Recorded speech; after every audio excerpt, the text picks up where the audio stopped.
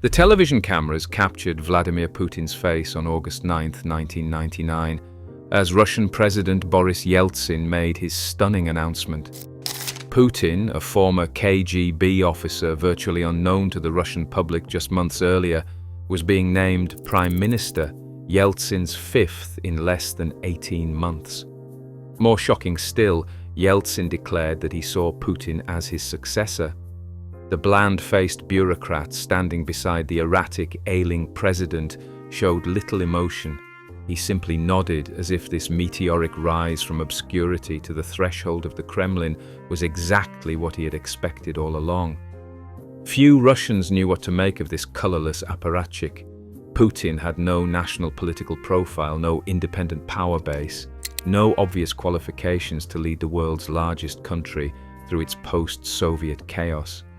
His approval ratings hovered in the single digits. Political analysts gave him little chance of winning the presidential election scheduled for June 2000.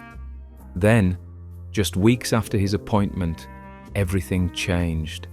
A series of devastating apartment bombings terrorized Russia, and Putin's response transformed him from an unknown bureaucrat into a decisive wartime leader. Within months, he would be president.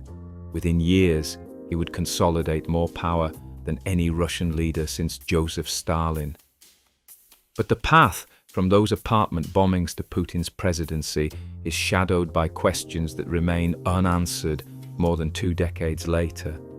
Questions about who really planted the bombs. Questions about what Putin knew and when he knew it. Questions that, when asked too loudly in Russia, have a disturbing tendency to end with journalists dead and dissidents poisoned. To understand what happened, we must first understand the Russia that Putin inherited in August 1999. The Soviet Union had collapsed 8 years earlier, and the transition to democracy and capitalism had been catastrophic. The economy had imploded. Oligarchs had seized state assets in rigged privatizations, becoming billionaires overnight, while ordinary Russians saw their life savings evaporate in hyperinflation. Corruption was endemic, crime was rampant, life expectancy was falling. The state itself seemed to be dissolving, with regions declaring sovereignty and the central government unable to collect taxes or maintain order. Nowhere was this chaos more visible than in Chechnya, a small Muslim-majority republic in the Caucasus Mountains. Chechnya had declared independence in 1991, and after a disastrous Russian military intervention from 1994 to 1996, Moscow had effectively conceded defeat, withdrawing its forces and leaving Chechnya in a state of de facto independence. For Russian nationalists, the loss of Chechnya was a humiliation, a symbol of how far the once mighty Russian Empire had fallen. By summer 1999, Chechnya had descended into warlordism and Islamic radicalism. In August, a Chechen warlord named Basayev led an incursion into neighboring Dagestan, declaring his intention to create an Islamic state. Russian forces pushed the invaders back, but the incident inflamed Russian public opinion and revived fears that the country was disintegrating. This was the volatile situation when Putin became prime minister. Then came the bombs. On September 4th, 1999, an explosion ripped through an apartment building in Buynaksk, Dagestan, killing 64 people. On September 9th, a massive blast destroyed an apartment building on Guryanova Street in Moscow, killing 94 residents as they slept. 4 days later, another Moscow apartment building on Kashirskoye Highway collapsed in flames, killing 119 people. On September 16th, a truck bomb demolished an apartment building in the southern city of Volgodonsk, killing 17. The attacks terrorized Russia. Hundreds of innocent people were killed in their homes by invisible enemies who struck in the dead of night. Moscow residents organized armed patrols of their apartment buildings, eyeing strangers with suspicion. Police set up checkpoints throughout the capital searching for terrorists. The bombings seemed to confirm every Russian's worst fears about the chaos consuming their country, about Chechen terrorists bringing war to Russian cities, about a government too weak to protect its citizens. Putin's response was immediate and forceful. In televised appearances, he vowed to hunt down the terrorists and destroy them. In one notorious phrase, he promised to waste them in the outhouse if necessary. He ordered a massive military mobilization and launched a new war in Chechnya, sending troops pouring across the border with instructions to retake the breakaway republic by any means necessary. Russian bombers pounded Chechen cities. Artillery reduced villages to rubble. The Russian public rallied behind Putin with enthusiasm that bordered on fervor. Here, finally, was a leader who would fight back, who would restore Russian pride, who would make the enemies of Russia pay for their crimes. Putin's approval rating soared from single digits to over 70% within weeks. The colorless bureaucrat had become a resolute commander defending the motherland. When Yeltsin shocked the world by resigning on December 31st, 1999, and naming Putin acting president, it seemed not a palace coup, but the natural elevation of a leader who had already seized the public's imagination. Putin won the March 2000 presidential election in a landslide. The Second Chechen War, launched in response to the apartment bombings, gave him the political capital to consolidate power. The apartment bombings of September 1999 became the founding trauma of Putin's Russia, the justification for everything that followed. But even as the bombs were falling, troubling questions were emerging. On September the 23rd, just days after the Volgodonsk bombing, police in the city of Ryazan, about 120 miles southeast of Moscow, received a tip about suspicious activity at an apartment building. Officers discovered 3 large sacks in the basement, connected to a timing device. Bomb disposal experts examined the contents and identified them as hexogen, the same military explosive used in the previous bombings. The city was evacuated. A major disaster had been narrowly averted. The next morning, the Federal Security Service Director Nikolai Patrushev appeared on television to announce that the entire Ryazan incident had been a training exercise. The sacks, he claimed, contained only sugar, not explosives. The Federal Security Service had been testing local readiness. The supposed bomb was a drill, nothing more. But the Ryazan police were not satisfied with this explanation. The bomb disposal experts insisted they had tested the material and found hexogen, not sugar. Witnesses had seen suspicious individuals planting the sacks and fleeing. The telephone numbers traced from the operation led back to a Federal Security Service office. Local officials who had praised their police for preventing a terrorist attack now found themselves told they had disrupted a training exercise that no one had bothered to inform them about in advance. The Ryazan incident opened a door that some Russians dared to peer through, and what they saw was deeply disturbing. If the Federal Security Service had planted a fake bomb in Ryazan, could they have planted real ones in Moscow, Buyansk, and Volgodonsk?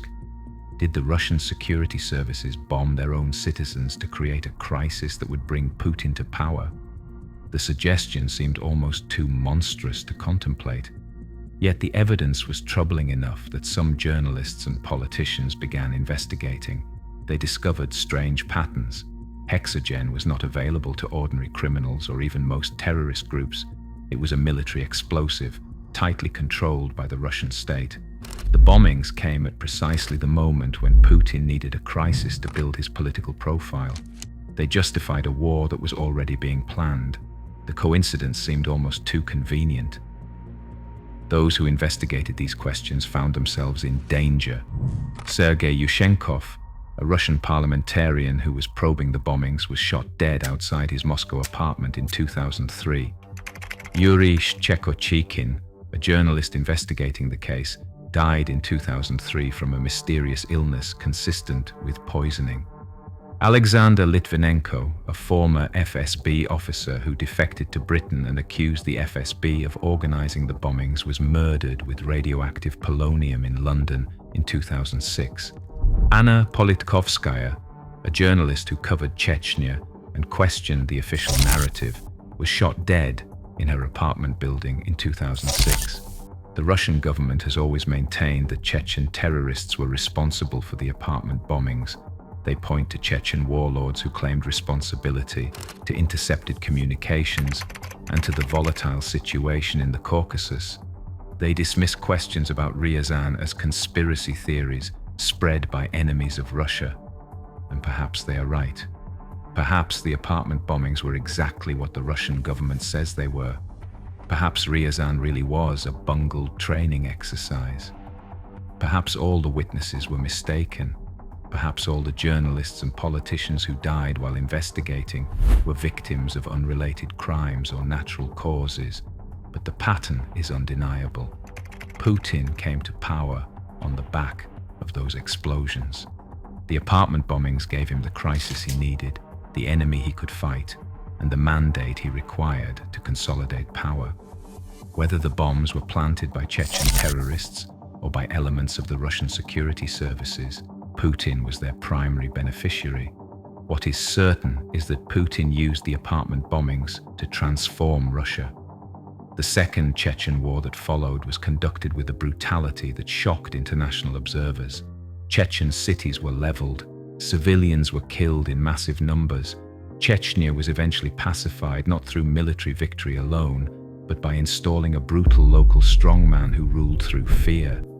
The war and the terrorist threat it represented gave Putin the justification to remake the Russian political system.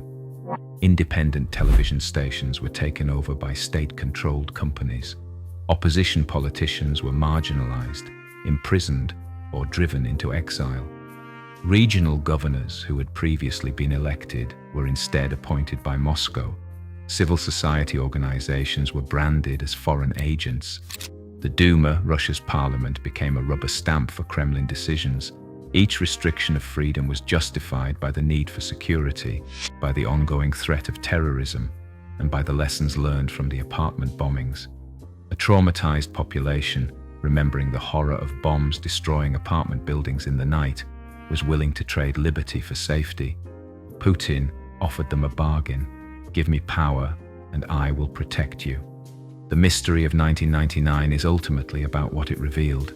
It showed how terrorism, or the fear of terrorism, can be weaponized to transform politics. It demonstrated how a crisis at the right moment can elevate an unknown figure to supreme power. It illustrated how questions can be buried, how investigations can be ended with violence, how history can be written by those willing to silence those who would tell a different story. Putin has now ruled Russia for more than 2 decades, longer than any leader since Stalin.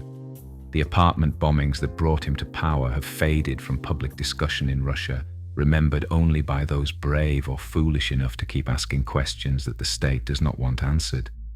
Outside Russia, the questions persist, examined by historians and journalists who continue seeking truth in a story where facts remain contested and witnesses keep disappearing. What we know for certain is this. In September 1999, bombs destroyed 4 apartment buildings, killing more than 300 innocent Russians. In the aftermath of those explosions, an unknown former KGB officer became the most powerful man in Russia. Whether those 2 facts are simply coincidental or causally connected is a question that demands our continued attention, our refusal to let uncomfortable truths be forgotten simply because they are dangerous to remember. The apartment bombings brought Putin to power. Everything that followed flows from that dark September when the bombs fell and the questions began. Those questions echo still, waiting for answers that may only come when Russia itself finally changes.